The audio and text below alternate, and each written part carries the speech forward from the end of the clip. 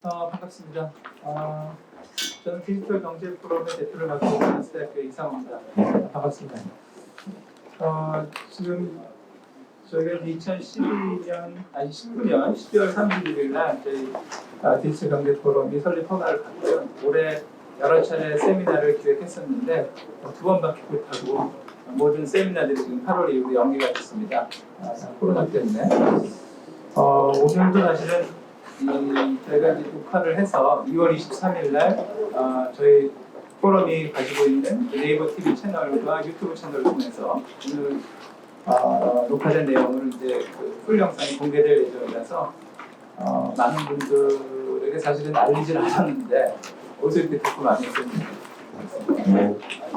많이들 답답하셨나봐요. 그래서 여기서 일이 나지 않았으면 좋겠는데 이걸 운영하는 제로서는 상당히 좀 책임감이 있습니다. 자, 어쨌든 많이 오셨으니까요. 일단 반갑고요. 많이 온 거를 환영하는 분위기가 되는데 많이 오셔서 걱정이 되는 분위기가 약간 있습니다. 자, 저희 포럼에 대해서 그냥 한두 마디만 소개를 해드리면요. 디지털 플랫폼 시장에서 일어나는 다양한 이슈들을 저희 나름대로 분석을 했어요. 그 결과물을 매년 이제 보고서 형태로 발간을 할 예정이고요. 오늘처럼 이렇게 다양한 세미나 활동을 통해서 우리나라에서 디지털 플랫폼 산업의 발전을 위해서 조금이나마 기여를 하기 위해서 만들어졌고요. 오늘 주제는 디지털 음악 플랫폼 비즈니스입니다. 사실 저는 이 음악 플랫폼에 대해서는 오늘 세미나에서 발표를 하기 전까지는 사실은 잘 몰랐어요. 이 분야에 대해서. 음악 듣는 건 좋아하고 노래 부르는 것도 좋아하지만 사실 플랫폼 비즈니스에 대해서 구체적으로 공부를 잘 안 해봤고 이번에 발표를 준비하면서 여러 가지로 배우고 공부할 수 있는 좋은 기회가 됐습니다. 또 오늘 또 최고의 토론자들을 모셨기 때문에 저는 그 발표를 최근에 지금 음원 정산 방식 이슈가 되고 있는 것들에 대해서 이슈들을 좀 제기하는 쪽으로 발표를 하고요. 제 부족한 발표는 오늘 전문가분들과 함께 다양한 논의를 하면서 진행할 예정입니다. 자, 오늘 세미나는 이렇게 진행하겠습니다. 제가 먼저 발표를 하고요. 이어서 그 최근 음원 정산 방식을 도입하겠다고 밝힌 네이버 음악 비즈니스의 이태훈 리더님을 모셔서 새로운 정산 방식 하에서 나타나는 새로운 시뮬레이션 결과를 발표해 드리겠다고 합니다. 아직까지 한 번도 발표가 되지 않은 자료고요. 만약에 음원 정산 방식이 바뀌게 되면 가수들한테 지급되는 저작권, 권리, 저작권료가 어떤 식으로 바뀌게 될까?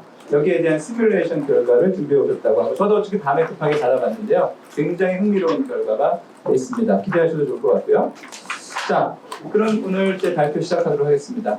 현황과 문제점에 대해서 말씀을 드릴 거고요. 다음 페이지 넘어가시죠. 여기 그래프에서 보시듯이요. 2001년 이후에 물리적인 음반 시장이라고 불리는 CD 시장의 성장세가 멈췄죠. 그러면서 음원 시장 전체가 사실은 침체기를 맞이하게 됩니다. 근데 이제 2014년 이후에 디지털 비디오 스트리밍 시장이 이제 급격하게 도약을 하면서 성장세를 보이고 있습니다. 이게 이제 2018년 글로벌 스트리밍 음원 시장을 보여주고 있는데 전년도 대비 34% 성장을 했는데 실물 음반, 아까 말씀드렸던 CD는 10.1% 감소를 했고요. 음원 다운로드 시장도 21.2% 감소를 했습니다. 그럼에도 불구하고 전반적으로 9.7% 성장한 것은 스트리밍 음원 시장의 도약이라고 우리가 볼 수가 있겠습니다. 2018년 현재 우리나라의 음원 시장은 전 이걸 보고 또 깜짝 놀랐는데요. 전 세계, 물론 이제 보고서에 따라서 조금씩 다른 리포트가 나오긴 합니다만 제가 참고한 자료에 의하면요. 전 세계 6위의 시장 규모를 갖고 있다고 합니다. 대단한 겁니다. 우리나라의 이 홈마켓을 생각해보면 음원 시장이 전 세계 6위라는 것은 굉장히 좀 대단한 것 같아요. 2017년 대비 17.9%, 약 18%의 성장률을 기록했다고 하고요. 또 K-팝은 전 세계에서 가장 선호하는 장르 7번째로 오르게 됐다는 것도 굉장히 이번에 또 공부를 하게 되면서 알게 됐고요. 굉장히 좀 뿌듯했습니다. 2018년 9월 기준으로 보면 최근 1년간 음악 감상을 할 때 이용하는 수단이나 서비스로 음원 스트리밍을 이용한다는 응답이 58.6%로 그냥 높게 나타났고요. 아마 이런 추세는 계속해서 높아질 거라고 봅니다. 자, 다음 슬라이드 보시죠. 이거는 지금 오늘은 저희가 음악 플랫폼 비즈니스에 다양한 이슈들이 있지만 음원 정산 방식에 초점을 맞춰서 세미나를 진행할 예정입니다. 여러 기사들이 많이 났더라고요. 그만큼 이제 이 주제가 뜨거운 주제라고 생각이 들고 오늘 많은 분들이 여기 참석해 주신 것도 아마 이 이슈에 대해서 관심을 많이 가지신 것 같습니다. 조선지수에서 나온 걸 보면 이 헤드라인만 제가 땄는데요. 내 멜론 구독료 왜 사재기 의원이 가져가나요? 뭐 이런 얘기를 하면서 TV 우리가 수신료 TV를 한 번도 보지도 않는 사람들도 우리가 고지서에 TV 2,500원 수신료가 나오잖아요. 스트리밍 구독료가 무슨 세금이냐 이런 식의 얘기가 나온 것도 있었고요. 그 다음에 이제 음원 차트 톱 100 진입을 위해서 수억 원을 쓴다는 증언. 이게 음원 사재기 논란들이 계속해서 불거져 나온 바 있었죠. 음원 실시간 차트 폐지가 필요하다. 이건 사실 뭐 사업자가 알아서 할 일인데 이런 것들도 나왔습니다. 그만큼 이제 음원 차트에 오르는 게 음원 그 정산 방식의 굉장히 중요한 좀 분배하는 기준이 되기 때문에 사재기를 많이 해서 자기 음원 차트로 올리는 중입니다. 그 다음에 이제 첼리스트 조이 큐팅이라는 사람은 2020년도에 만약 내 팬이 내 음악만 듣는다면 나의 팬이 스트리밍 업체에 지불한 비용은 내게만 정산되는 게 낫다라는 거죠. 이런 얘기도 했었고요. 다음 페이지에도 보면은 지금의 스트리밍 서비스는 매월 여러분들 잘 아시는 빌리 아일리시, 테일러 스위프트, 뭐 포스트 말론 이런 톱스타에게만 막대한 수익을 배분하는 구조다. 그 다음에 이제 통합비, 이제 용어들이 다양하게 사용됩니다. 뭐 통합 비례 방식이라는 용어도 사용되고 비례 배분 방식이라는 용어도 사용되고 지금 현재 음원 정산 방식입니다. 저는 이제 비례 배분 방식이라는 용어를 사용할 텐데요. 이 기사에는 이제 이렇게 나와서 그대로 땄습니다. 통합 비례제는 순위권에 드는 주류 아티스트 위주로 과하게 보상이 이루어지는 구조다. 인디 뮤지션 재생수에 밀려 정당한 정산조차 받기 힘들어. 뭐 이런 얘기들이 쭉 나오고 있습니다. 해외에서도 사실 이 문제는 이슈가 되고 있습니다. 뭐 스포티파이, 애플 뮤직, 아마존 뮤직 다 이제 해외에서 잘 나가는 음원 서비스 사업자들인데요. 전체 음원 재생의 최소 3-4%가 페이크 스트리밍이다. 우리가 이제 페이크 뉴스라는 얘기는 많이 들어보셨잖아요. 가짜 뉴스. 페이크 스트리밍도 이제 거기에 빗대서 나오는 용어라고 봅니다. 듣지도 않을 때 계속해서 재생을 수를 높이기 위해서 틀어놓는 겁니다.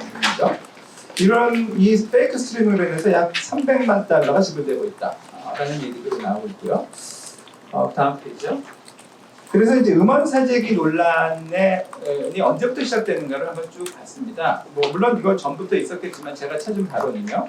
10여 년 전, 뭐 이름을 이렇게 여기 신명에 거론돼서 그렇지만 지금 트로트 가수로 활동 중인 아들이었죠. 1회 그 4집 앨범이 그 당시에 각종 음반 판매량 시계 사이트에서 순위권에도 들지 못했었고 또 음원 사이트에서도 50위 안에 들지 못했지만 급격히 1위까지 치고 올라오는 그런 사재기 논란의 의혹이 발생했었죠.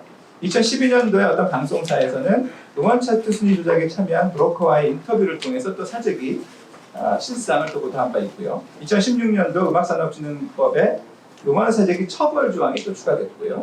2018년도에는 닐로, 장덕철 등의 음원 사재기 논란이 또 지속이 됐습니다. 2019년 11월에는 가수 박형이 사재기 실태를 폭로하는 등 이 사재기 논란은 역사를 보면 굉장히 오래된 것 같습니다. 지금도 아마 뭐 되고 있다라는 얘기들도 많이 나오죠. 그렇다면 이 음원 사재기 논란의 원인은 무엇인가? 라는 질문을 우리가 당연히 할 수밖에 없겠죠. 음원 수익 배분 방식의 문제인가? 뭐 이것도 어느 정도 충분히 논거가 된다고 보고요. 비례 배분 방식이라는 것을 우리가 지금 사용하고 있는데 과연 이것이 음원 사재기 논란의 원인이 될 수 있는가? 많은 분들이 이제 그런 얘기를 하고 있죠. 음원 차트 방식의 문제인가? 우리가 차트 중심으로 음원을 소비하다 보니까 아까도 말씀드렸지만 내 음원이 음원 차트 상위에 오르기 위해서 음원 사재기를 한다는 얘기죠. 그렇게 함에도 불구하고 음원 사재기를 하는데 뭐 돈을 쓰거나 이래도 나에게 돌아오는 저작권료가 더 높으면 충분히 그럴 요인이 있겠죠. 다음 슬라이드요. 국내의 음원 배분 방식, 이건 그냥 간단하게만 정리해서 바로 넘어가겠습니다. 우리나라의 경우 6.5 대 3.5의 비율로 수익의 65%가 음원 관리자라는 에게 배분이 되고요. 음원 관리자라는 것은 음반 제작자, 뭐 저작권협회에 등록된 저작자, 뭐 가창, 실현자 이런 사람들인데 이분들한테 65%가 배분되고 35%는 이제 음원 서비스 사업자, 뭐 멜론이니, 지니니, 뭐 네이버 바이브니, 뭐 이런 분들이 이제 가져가는 겁니다. 해외도 사실 비슷합니다. 애플 뮤직이나 스포티파이가 우리가 7대 3의 비율로 70%가 음원 관리자에게 배분되는 거고요. 다음으로 넘어가겠습니다. 문화체육관광부가 부가 이제 이쪽을 담당하는 부처입니다. 우리나라. 방송, 통신 이런 건 이제 뭐 박의정 통부하고 뭐 방송통신위원회 이런 데서 담당을 하고요. 저는 사실 그쪽 일을 더 많이 했던 편인데 이번에 이걸 하면서 또 알게 됐고요. 이 음원 전송 사용료 징수 규정이라는 게 있습니다. 여기를 보면 음원 권리자에게 배분된 음원 수익이 아까 제가 65%가 권리자한테 배분된다고 했는데 그 중에서 6.25%가 실현자에게, 10.5%가 작사 작곡가, 48.25%는 제작자에게 배분된다고 합니다. 사실 이런 그 디테일한 것들은 이렇게 왜 정해졌는지 이런 건 사실 저는 잘 모르겠고요. 오늘 논의도 사실 이쪽에 대한 논의는 아닙니다. 이렇게 되고 있고요. 근데 저는 개인적으로 이렇게 배분된 라는 것도 왜 이렇게 배분됐을까 좀 궁금했습니다. 앞으로 더 음악 쪽에 제가 공부를 하게 된다면 이쪽에 대해서도 좀 이런 권리자 내에서의 배분 방식 같은 것도 좀 한번 파고들면 재밌을 것 같습니다. 미국 사례, 스포티파이 사례 이런 것들도 한번 여러분들 읽어보시면 알 것 같고요. 오늘의 주제와는 큰 연관성은 없기 때문에 넘어가도록 하겠습니다. 9페이지 보시면요, 이 저작자, 저작 인정권자, 그다음에 신탁 단체. 우리가 이제 저작자가 있고 저작 인정권자가 있는데 이분들이 이제 하나하나 전부 일일이 너무 많잖아요. 이분들이 그래서 자신의 권리를 이 신탁을 합니다. 신탁받은 단체들이 이렇게 4개의 단체들이 대표적으로 있는 것을 알고 있고요.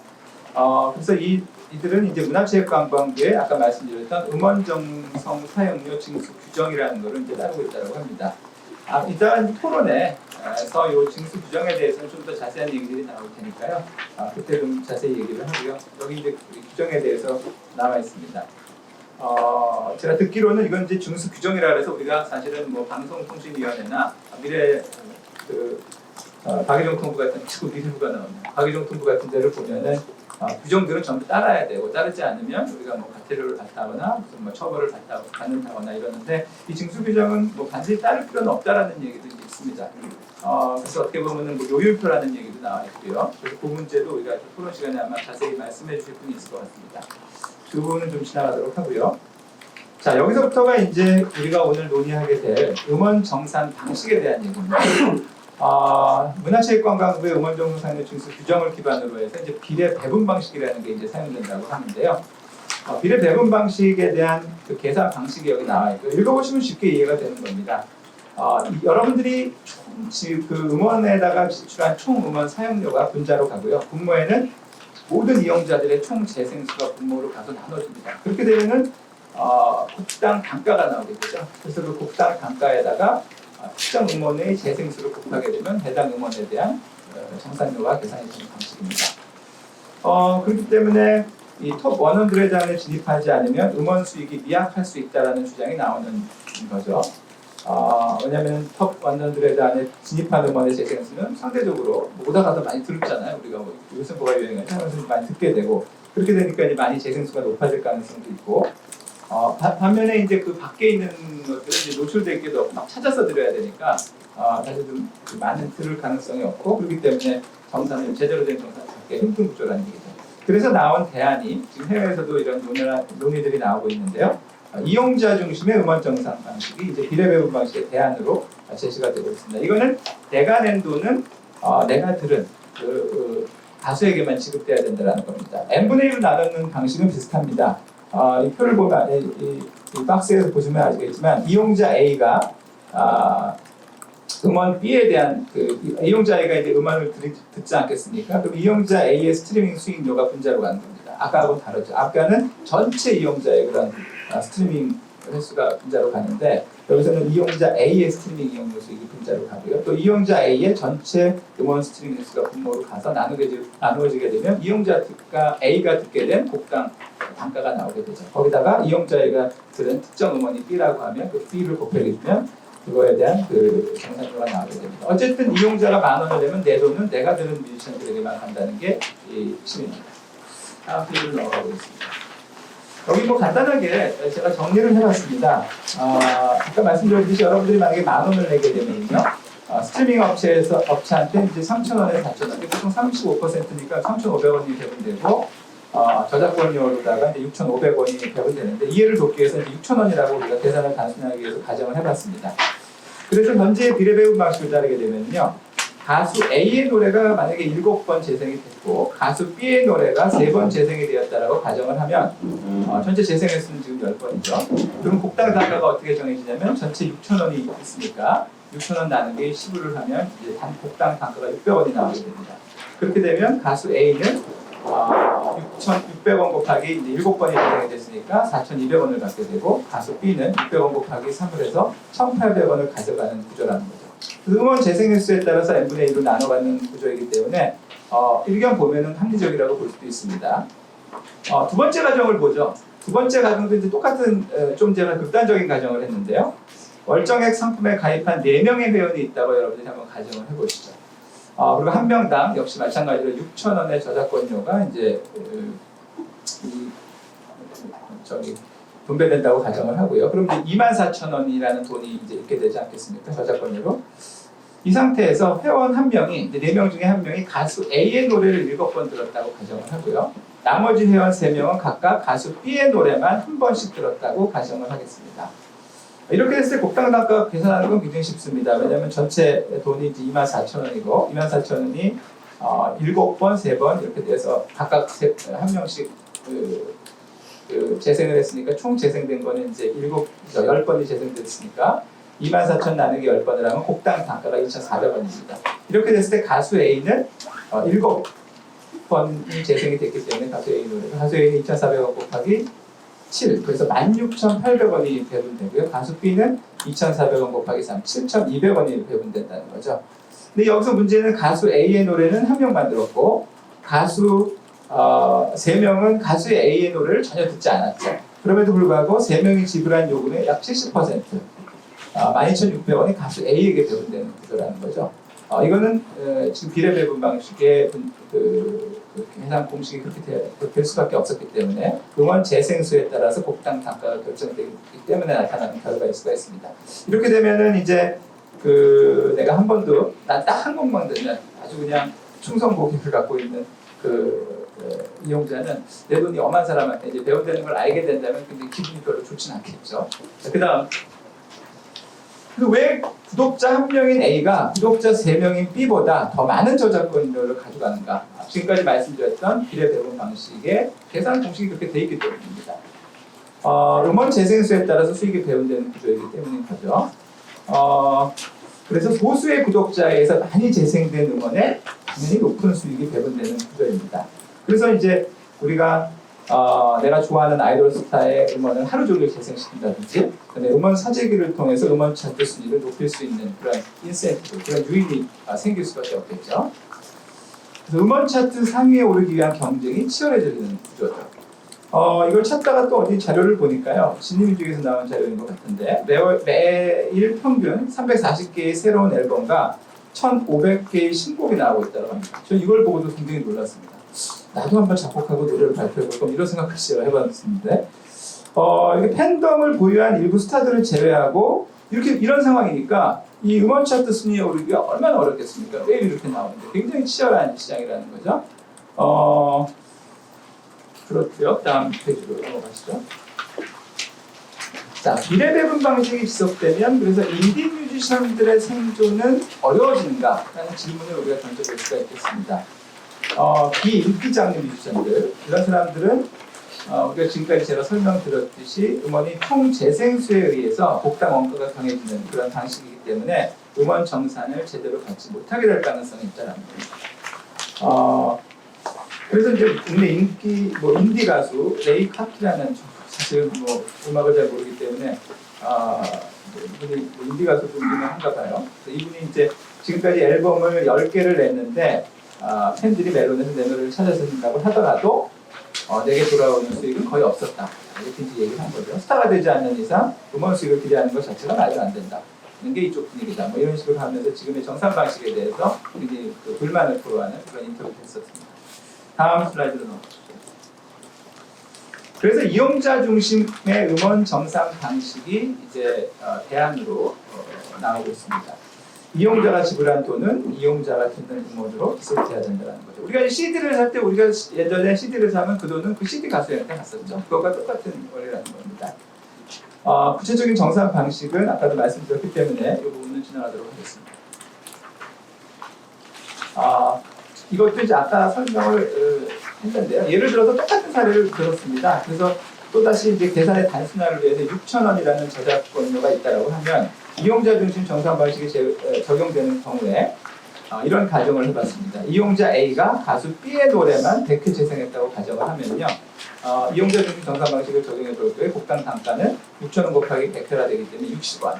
60원을 100회로 하면 6,000원. 오롯이 B와 관련된 그런 그 음반 제작사, 저작사, 실현자들에게만 내 돈이 간다는 거죠. 근데 이 경우에 이거를 비례 배분 방식으로 적용할 경우에는 얘기가 달라집니다. 똑같이 100회 재생됐다고 가정을 하면 다른 이용자들의 음원 재생 수가 상당히 높은 경우에 영향을 받게 되겠죠. 왜냐하면은 분자가 총 음원에 대한 분모가 총 음원에 대한 재생 수가 되기 때문에 그래서 가수 B의 음원에 대한 100회 재생 수가 다른 이용자들의 음원 재생 수의 합산이 되기 때문에 가수 B보다 차트 상위에 있는 뮤지션들에게 이용자 A의 저작권료 6,000원이 상당 부분 그쪽으로 갈 가능성이 있다는 거예요. 자, 그 다음 페이지도 제가 똑같이 여러 번 이렇게 하는데 이건 읽어보시면 될 것 같아요. 이제 비례 배분 방식과 이용자 중심 음원 정산 방식에 있어서 어떤 식으로 배분되느냐를 직관적으로 나타내는 그림이기 때문에 여러분들이 한번 읽어보시면 될 것 같습니다. 자, 그렇다면 이용자 중심의 음원 정산 방식이 선인가? 이게 답인가? 또 이런 우리가 질문을 해볼 수가 있을 것 같습니다. 여기에 대해서 긍정적인 주장을 하시는 분들의 논리도 있고요. 약간의 부정적인 주장을 하시는 분들도 있습니다. 국내도 그렇고 해외도 그렇고요. 먼저 이제 긍정적인 측면을 보면요, 건강한 음악 생태계 유지에 기여할 수 있다는 거죠. 왜냐하면 비례 배분 방식을 적용하게 되면요, 상위 0.4%의 음원이 전체 저작권료의 10%를 차지한다는 거죠. 반면에 이용자 중심의 정산 방식을 적용할 경우에 상위 0.4%의 음원이 5.6%, 한 반 정도 줄어들게 되죠. 쏠림 현상이 좀 줄어들었다는 분석 결과가 핀란드 음악가협회에서 나온 거고요. 그래서 여기서도 이용자 중심의 정상 방식 도입이 다양한 음원에 수익을 배분할 수 있는 적절한 방식이다, 이렇게 얘기를 했고요. 그 다음에 이제 특정 장르에 치우쳐 있는 음악산업 구조를 바꿀 수 있다라는 겁니다. 왜냐하면 이 팬덤을 가지고 있는 가수나 기획사의 수익은 이 새로운 정산 방식이 적용되면 약간 감소할 수가 있습니다. 물론 이건 시뮬레이션 결과를 우리가 봐야 되겠지만 우리가 직관적으로 생각해보면 감소할 수가 있다는 거죠. 왜냐하면은 근데 이제 팬 규모 대비 재생 횟수가 높은 가수들의 경우에는 감소하지만 반대로 재생 횟수 대비 팬 규모가 큰 가수의 정산 금액은 오히려 높아질 수 있는 그런 또 장점도 있습니다. 다양한 아티스트들한테 수익 배분이 가능을 하고요. 그다음에 우리가 이제 인디 밴드도 있고 클래식, 재즈, 락 이런 대중성이 상대적으로 취약한 장르의 아티스트들한테 예전보다는 조금 더 많은 수익이 배분될 수 있는, 그래서 이제 다양한 음악이 우리 생태계에 나타날 수 있는 이제 그런 어떤 긍정적인 측면도 있다고 봅니다. 그리고 이제 음원 사재기의 유의도 감소될 수 있다라고 주장을 합니다. 저도 이제 여기에 대해서는 동의를 하고요.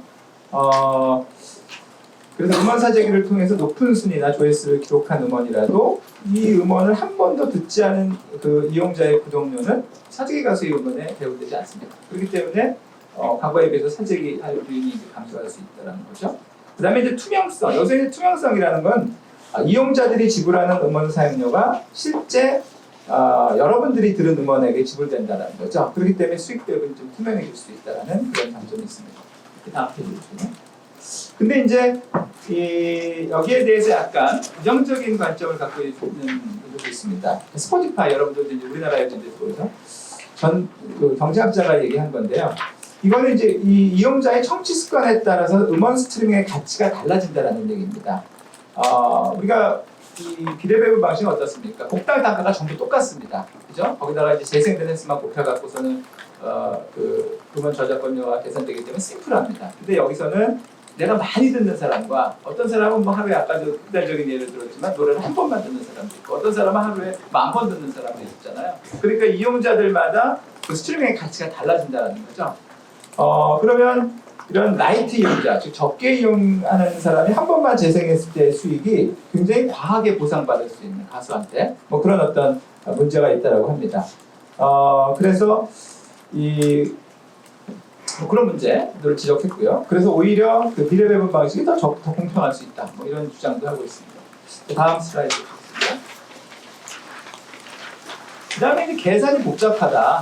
왜냐면 조금 아까 말씀드렸지만 곡당 단가를 다 이용자별로 다르기 때문에 이걸 음원 스트리밍 사업자가 과거처럼 심플하게 계산하지 못하고 계산하게 되면 굉장히 복잡하고, 만약에 이게 너무 복잡해서 복잡함으로 인해 나타나는 그 정산 그 비용이 높아지게 되면 아무래도 그 시스템을 갖춰야 되고, 이렇게 되면은 회계 관행도 복잡해지고, 이렇게 되면 오히려 추가 비용이 발생하기 때문에, 그렇게 되면 뮤지션에게 배분될 수 있는 그 저작권료도 감소할 수 있고, 또 증가된 비용이 오히려 이용자들한테도 전가될 수 있다. 뭐 이런 주장도 나오고 있습니다. 요거는 모르겠습니다. 제가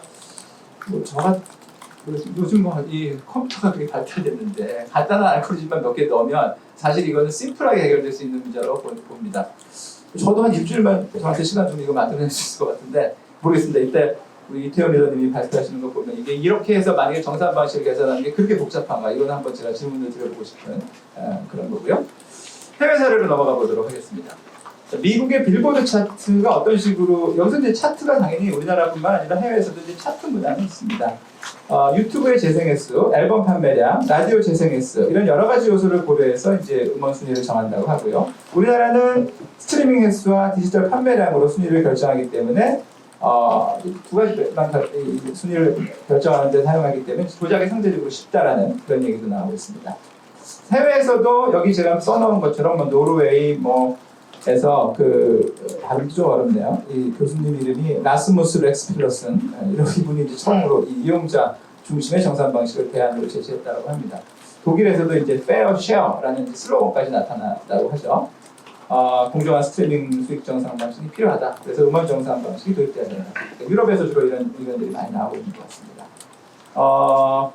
그 다음에 이제 프랑스의 1위 음원 사업자 디저, 발음이 이상한데요. DEZR, 이 디저라는 이 음원 사업자하고 미국의 아마존 뮤직 언리미티드, 여기서 이제 이용자 중심의 정산 방식에 대한 파일럿 테스트를 2020년도에 시작했다고 합니다. 그래서 아마 언제 결과가 나오겠죠. 그래서 이제 여러 가지 이제 시뮬레이션을 하겠죠. 그러면서 과거에 비해서 어떤 식으로 정산이 좀 달라졌는가, 수익 배분이 어떻게 달라졌는가, 뭐 이런 것들에 대한 결과가 나오면은 그런 것도 재밌을 것 같습니다.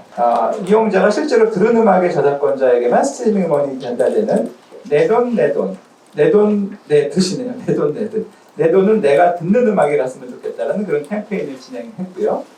지금도 진행하고 있죠. 그래서 이용자 중심의 정산 방식이 보니까 VPS 방식이라고 하는 것 같은데요. 이걸 2020년 상반기 중에 도입할 예정이라고 밝혔습니다. 프랑스 사례를 보면요, 프랑스는 조금 아까 말씀드렸듯이 이제 하반기에 이걸 적용한다고 해요. 상반기에 파일럿 테스트를 하고요. 그래서 이용자 중심 음원 정산 방식을 도입하게 되면 탑 10 아티스트가 가져가는 로열티가 10% 감소될 거다. 그리고 탑 100위 안에 들어가 있는 가수의 가수가 가져가는 로열티가 3% 감소하지만 탑 10,000 만이 밖의 아티스트, 그러니까 굉장히 인디 뮤지션, 다양한 뮤지션들이죠. 이 사람들이 가져가는 로열티는 오히려 증가하게 된다라는 그런 또 분석 결과도 이제 냈고요. 그래서 이 음원 정산의 공정한 배분이 가능하다. 뭐 이런 얘기들을 이제 이 프랑스 음원 사업자가 얘기를 했습니다. 다음 페이지 넘어가죠. 자, 오늘 토론할 주제들입니다. 제가 미리 토론자분들한테 이런 질문들을 드렸고요. 한번 여러분들도 미리 한번 여기 보시면 듣는데 좀 참고가 되실 것 같습니다. 제가 이제 첫 번째 질문을 드리려는 거는 네이버가, 이건 네이버 측에서 아마 발표를 하실 것 같습니다. 이거는 이제 네이버 얘기를 들어볼 텐데요. 음원 정산 방식은 갑자기는 아니겠죠. 충분한 아마 고민을 하고, 많이 논의를 하고, 이용자 얘기도 들어보고, 음원 사업자 얘기도 들어보고 이런 것들을 결정하셨을 텐데, 그 배경에 대해서 좀 간단히 저희가 좀 들어보고요. 또 새롭게 도입된 그 바이브의 음원 정산 방식을 적용해 봤을 때 음원 수익 배분에 어떤 변화가 일어났나, 시뮬레이션 결과가 있나, 제가 이렇게 질문을 드렸는데 바로 어저께 있다 그러면서 저한테 이제 보내오셨습니다. 결과를. 그래서 이따 같이 한번 보시면 될 것 같고요. 그 다음에 이제 이용자 중심의 음원 정산 방식을 주장하는 논거들 중에 하나가 다양한 뮤지션들한테 골고루 수익이 배분되어서 음악 시장의 다양성이 확보될 수 있어야 된다는 논거입니다. 그런데 과연 음원 시장에서 다양성이 보장되는 게 그렇게 중요한 건가에 대한 질문. 우리가 언뜻 생각하면 굉장히 중요해 보이기도 합니다. 그러나 음원이 뭐길래 그렇게 경쟁력이 없는 사업자들한테도 우리가 수익 배분을 해서 그렇게 다양성을 보장해줘야 하는가라는 질문도 우리가 또 해볼 수도 있는 문제거든요. 그런 얘기를 우리가 두 번째, 사실은 뭐 네이버에서 첫 번째 질문에서 답을 하시니까 우리 종합토론에서 첫 번째 질문이 되겠죠. 그 다음에 이제 두 번째 질문은요. 네이버가 새롭게 도입한 그 정산 방식이 기존 비례배분 방식의 한계점이라고 논의되고 있는 음원 사재기의 문제, 그 다음에 음악 시장의 다양성을 훼손한다는 문제, 이런 것들을 해결할 수 있는 대안이 될 수 있는 것인가에 대한 질문들을 논의해 보겠고요. 그 다음에는 이용자 중심의 음원 정산 방식이 뭐 음반 제작사, 뭐 실현자, 저작 권리자, 그 다음에 여기 또 음원 스트리밍 사업자, 뭐 네이버나 뭐 멜론이나 이런 분들이죠. 이렇게 이런 분들이 전부 우리 음악 생태계를 구성하고 있는데 이런 플레이어들에게 과연 어떤 의미를 주는가? 이해 집단별로 이 비례 배분 방식과 이 이용자 중심의 음원 정산 방식에 대한 입장에 분명히 차이가 있을 텐데요. 있겠죠. 그러니까 이제 어제도 제가 무슨 신문 기사를 봤는데 네이버의 방식에 대해서 좀 부정적인 기사들이 뭐 한두 군데 나왔더라고요. 그것도 이따가 제가 한번 좀 논의를 해보고 질문을 드려보도록 하겠습니다. 그럼 왜 이렇게 다른 입장을 다 갖고 계실 텐데 그 이유는 뭔가? 뭐 여기에 대해서도 우리가 좀 토론을 해볼 예정입니다. 그리고 음원 차트, 음원 사이트 차트 제공 방식에 어떤 문제가 있을까? 개선 방안은 있나? 뭐 이런 것들. 사실 이 문제는 서비스 사업자가 사실 알아야 해서 해야 될 문제라고 봅니다. 저는 이건 뭐 사기업이고. 근데 이제 이게 문제가 많다고 하니 어떤 대안들이 있을까에 대해서도 저희가 좀 논의해 볼 필요는 있을 것 같습니다. 그 다음에 이제 비례 배분 방식과 이용자 중심 음원 정산 방식의 차이로 인해서 이용자들의 음원 소비 행태, 그 다음에 우리 음원 생태계에 미치는 영향이 어떻게 달라질까? 그러니까 다시 말해서 이 정산 방식이 바뀌면 우리들의 소비 행태는 어떻게 바뀌어지고 음원 생태계는 어떻게 달라질까에 대한 질문입니다. 마지막 질문은요.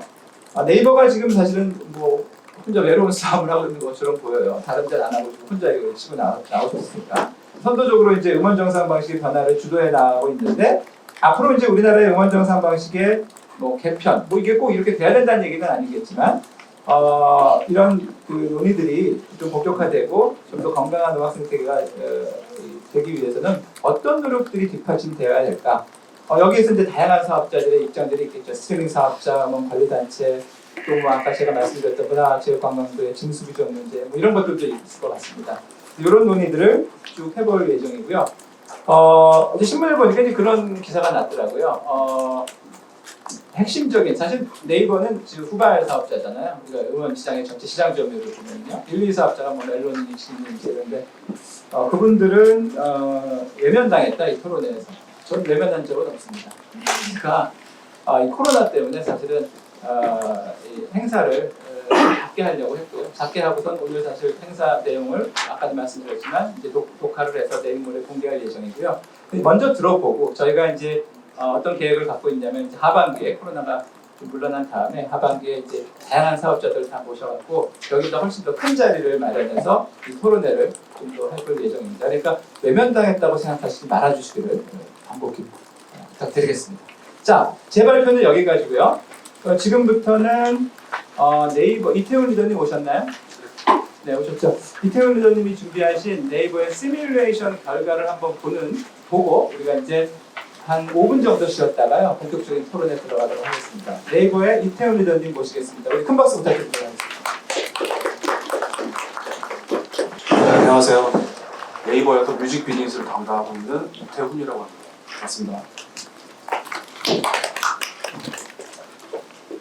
우선 본 세미나에 저희 네이버의 새로운 정산 방식에 대해 이야기할 기회를 주신 포럼 측에 정말 감사 인사가 드렸습니다.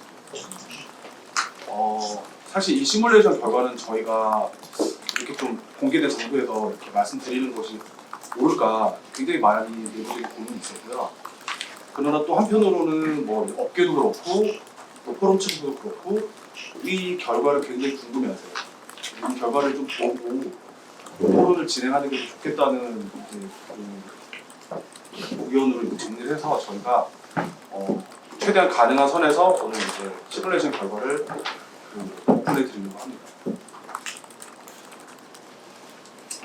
일단 본 시뮬레이션은 2019년 7월부터 12월까지 약 6개월간의 그 데이터를 기반으로 분석을 한 거고요. 저희 바이브에서 무제한 듣기 상품 이용한 사람들이 그 재생한 상위 20만 곡을 기반으로 분석을 했습니다. 실제로 이제 재생이 한 번이라도 일어난 곡은 그 20만 곡보다는 훨씬 많고요.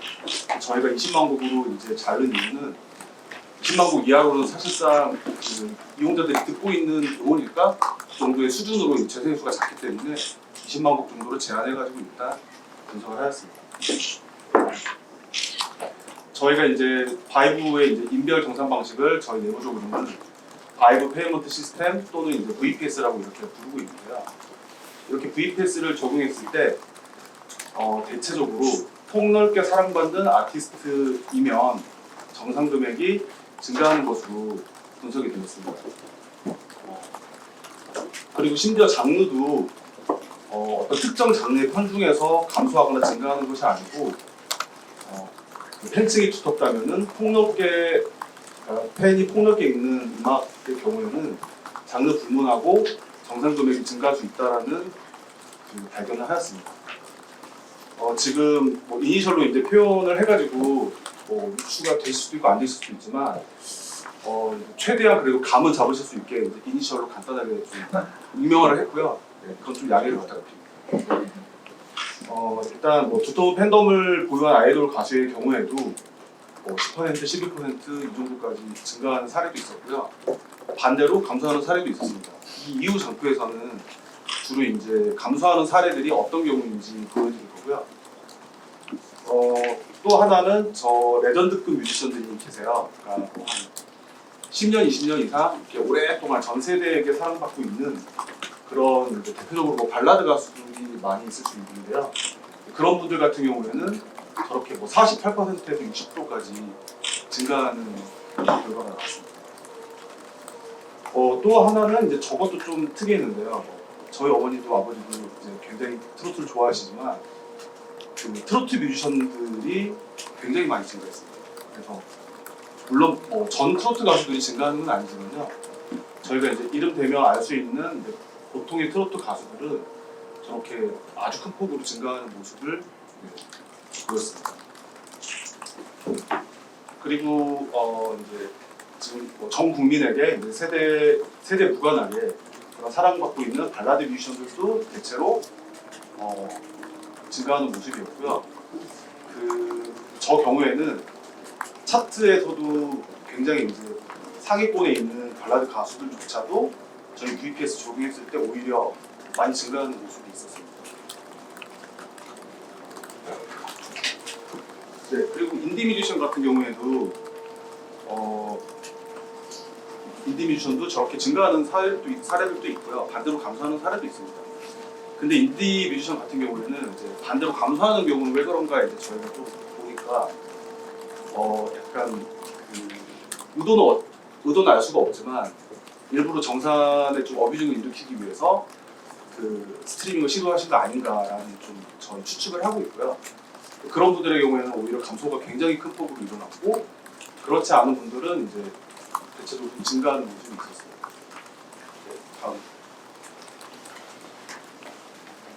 네, 그래서 이제 아까 교수님께서도 말씀 주셨지만 이제 지금 여기 아티스트 A라고 이제 얘기한 사례가 굉장히 극단적인 이제 사례일 수도 있는데요. 근데 이 아티스트는 상당히 좀 네임드 아티스트입니다. 그래서 저희도 이 정도로 편차가 심했나? 좀 그런 인사이트가 없고요. 일단 이 아티스트 A의 경우에는 실제 이 아티스트 A의 곡을 들은 사람들이 저희 전체 바이브 구독자 중에 0.1% 정도 되었습니다. 근데 이 0.1%의 이용자가 실제로 재생을 일으킨 점유율은 1% 정도 되었습니다. 다시 말하면 거의 한 10배에 가까운 그 재생 점유율이 일어난 거죠. 이용자 수 대비해서는. 그래서 이 경우에는 이제 정산 금액이 VPS 적용체 66% 정도 감소를 했습니다. 아티스트 B나 아티스트 C도 좀 비중의 차이는 있지만 이제 비슷한 맥락에서 이용자 대비 재생 수가 좀 많았고 그래서 정상 금액이 좀 감소하는 모습이었습니다. 그래서 이렇게 이제 기존 방식에서는 문제가 됐던 그 사례들이 이제 보다 다양한 음원의 수익 배분을 할 수 있게 된 그런 계기가 될 수 있습니다. 네. 다음. 그리고 이제 이 사례는 좀 이제 어뷰징이 의심되는 사례인데요. 이제 A라는 곡이 있습니다. A라는 곡은 저렇게 7월부터 12월로 보자면은 사용자 수가 뭐 6명에서 14명까지 이렇게 쭉 있는데요. 보면은 7월의 경우에는 6명이 3만 회 정도의 재생을 일으켰습니다. 그래서 인당 평균 5,080회 정도의 재생을 일으켰는데요. 그 여기서도 음원 서비스 아마 하나쯤은 다 들으실 텐데 보통 아마 질문을 드리면은 한 달에 1,000회 이상 재생하시기 아마 힘드실 거예요. 대부분 저희 네이버 통계로도 저희 유료 구독자 통계도 사실 1,000회가 좀 안 되거든요. 그래서 1,000회를 음악을 웬만큼 좋아해도 저런 숫자로 한 달에 5,000회 평균 한 곡을 듣는다는 것은 물리적으로도 굉장히 어렵습니다. 그래서 이제 이런 분들 같은 경우에는 기존 비례 배분에서는 18만 원을 정산을 받으셨는데 VPS 하에서는 11,000원을 정산받게 되고 뭐 감소율이 거의 뭐 90% 이상의 감소를 하게 됩니다.